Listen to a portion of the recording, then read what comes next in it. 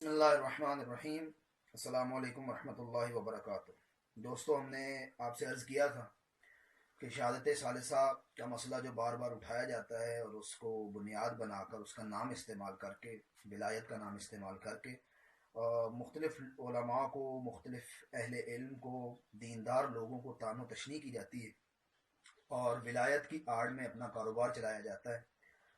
اور ہم نے عرض کیا تھا کہ انشاءاللہ آہستہ آہستہ یہ شہادت ثالثہ کے موضوع کے اوپر جتنے دلائل بنا کے پیش کیے جاتے ہیں انشاءاللہ ہم سب کا رد کریں گے، اور جو مکتب اہل بیت اور جو نماز محمد و آل محمد نے پڑھی ہے اور ہم تک نسلاً بعد نسلاً متواتر بالعمل کے ذریعے سے ہم تک پہنچی ہے، وہ انشاءاللہ ہمارے سامنے واضح ہے، اور ہم جو یہ ادلہ دی جاتی ہیں ان کو انشاءاللہ واضح کریں گے۔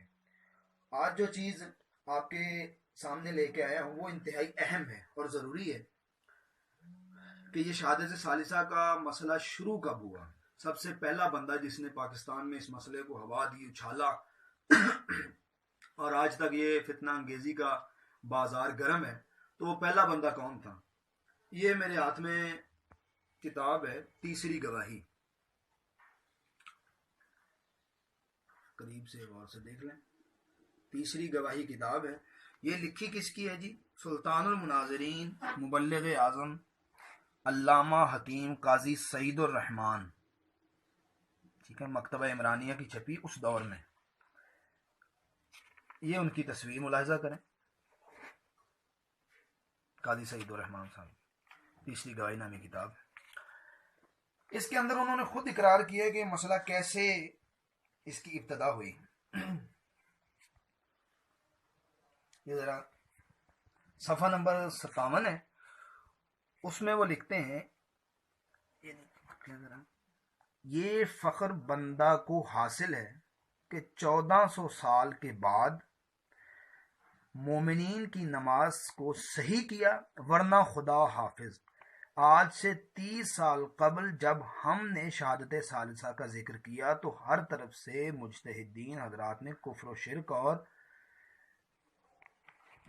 بدعت کے فتوے صادر کیے، مگر بحمداللہ اب 100 میں سے 60% یا 70% مومنین اپنی نمازوں میں تیسری گواہی دینے لگ گئے ہیں، اور بہت سے علماء حق نے بھی تائید فرما دی ہے۔ اب تو مومنین کی خدمت میں گزارش کرتا ہوں کہ جہاں بھی کسی پیش نماز کو مقرر کرنا چاہو پہلے اس سے پوچھ لو کہ آقا صاحب آپ نماز میں تیسری گواہی دیں گے یا نہ۔ اگر اقرار کر لے تو اس کی ابتدا میں نماز پڑھیں، ورنہ اسے بسد عجز و نیاز ٹانگوں پر سفر کرنے کا مشورہ دیں، کیونکہ اس کے پیچھے نماز ادا کرنا جائز نہیں ہے۔ اگر کوئی صاحب اس مسئلے پر مناظرہ کرنا چاہے تو بندہ کو بلا لیں، یہ بازو میرے آزمائے ہوئے ہیں۔ آپ نے پوری عبارت کو ملاحظہ کیا 57 اور 58 نمبر صفحے میں کہ بندہ ناچیز کو یہ شرف حاصل ہے کہ میں نے 1400 سال بعد، یعنی اس کا مطلب ہے کہ 1400 سال پہلے جو نماز ائمہ معصومین کا دور آتا ہے 1400 سال میں، اس میں یہ مسئلہ نہیں تھا۔ اس کے بعد علماء کا دور، قرن اولیٰ سے لے کر اب تک ائمہ کا دور بھی آتا ہے، پھر ہمارے بزرگ اعلام کا دور بھی آتا ہے، اس کے بعد ہمارے جو آج تک علماء کرام ہیں جن کی قربانیوں سے ہم تک پہنچا ہے، انہوں نے تو نہیں پڑھی، بندہ ناچیز نے سب کی نماز کو درست کر دی، خود ان کے الفاظ ہیں۔ اب مجھے بتائیں کہ خود ایجاد کرنے والا یہ کہہ رہا ہے، اس مسئلے کو ہوا دینے والا یہ کہہ رہا ہے کہ مجھے یہ شرف حاصل ہے کہ میں نے نماز ٹھیک کر دی، اور پھر اب 70% یا 60% لوگوں نے پڑھنا شروع کر دیا۔ اچھا، ایک طرف یہ جواز ثابت کرتے ہیں اور دوسری طرف خود کہہ رہے ہیں کہ اگر وہ شہادت ثالثہ نہیں پڑھتا، نماز میں گواہی نہیں دیتا، تو اسے کہیں گے چلے جائے، کیونکہ اس کے پیچھے نماز صحیح نہیں ہے۔ اب یہ دیکھیں، یعنی دوہرا معیار دیکھیں کہ اگر آپ کہہ رہے ہیں جائز ہے تو پھر کیسے ہو سکتا ہے کہ آپ جو ہے وہ اس کی نماز کو باطل کریں؟ کیونکہ جائز عمل کو واجب تھوڑی ہے کہ ضروری انجام دیں تبھی نماز صحیح، کیونکہ اس کے پیچھے نماز ادا کرنا جائز نہیں۔ اندازہ لگائیں۔ اب یہ شروع میں آ جائیں، ذرا شروع میں بھی ایک عبارت آپ کو پڑھا دیتے ہیں۔ صفحہ نمبر 13 اور 14. 13 پہ یہ لکھتے ہیں قاضی صاحب، آج یکم محرم الحرام 1403 ہجری تک علامہ قاضی سعید الرحمن علوی مدد اللہ کو مذہب شیعہ خیر البریہ قبول کیے ہوئے 29 سال ہو گئے.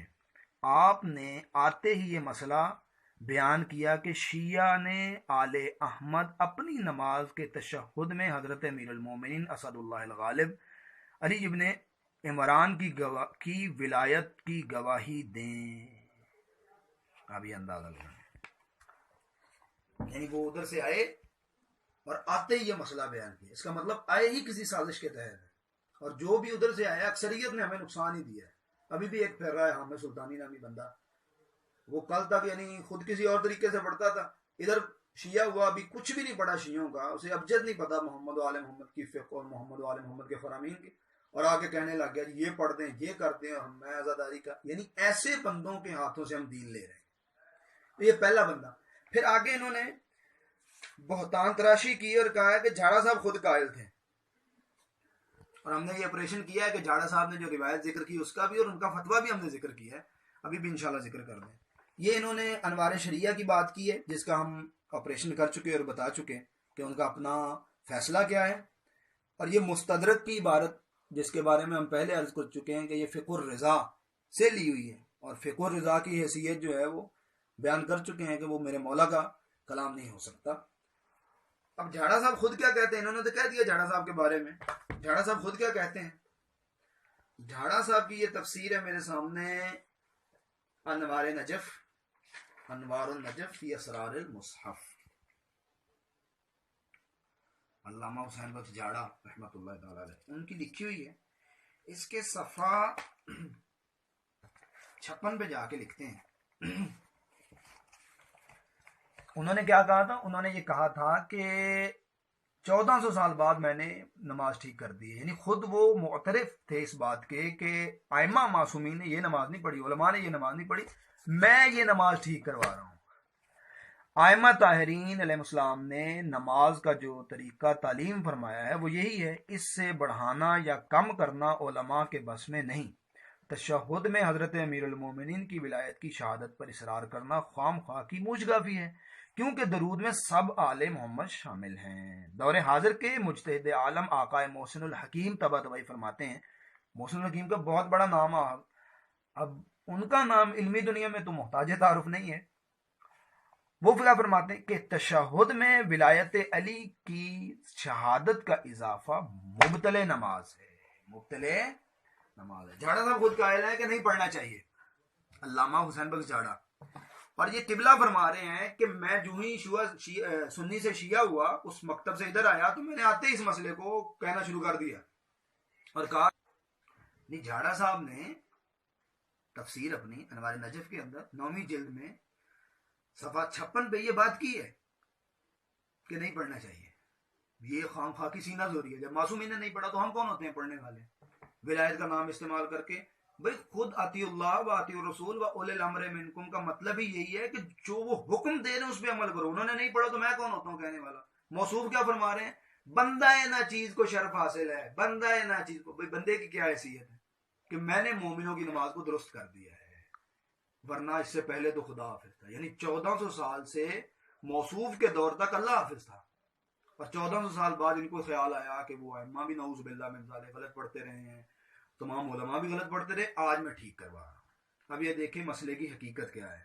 اور پھر اس مسئلے کو ہوا دی گئی. پھر ہمارے لوگ جذباتی ہوتے ہیں، ہم نے شرعی مسئلے کو شرعی نقطہ نظر تو دیکھنا نہیں ہوتا، ہم جذباتی ہوتے ہیں. ولایت علی کا نعرہ لگا کے ہمیں کوئی بھی کسی طرف بھی لے جائے تو ہم چل پڑتے ہیں. تو پھر اس مسئلے کو ہوا دی گئی اور پھر ایسی کتابیں منظر یہاں پہ آنا شروع ہوئی جس میں انہوں نے کہہ دیا جی مروی ہے، امام کے دور میں رہا، اس دور میں رہا.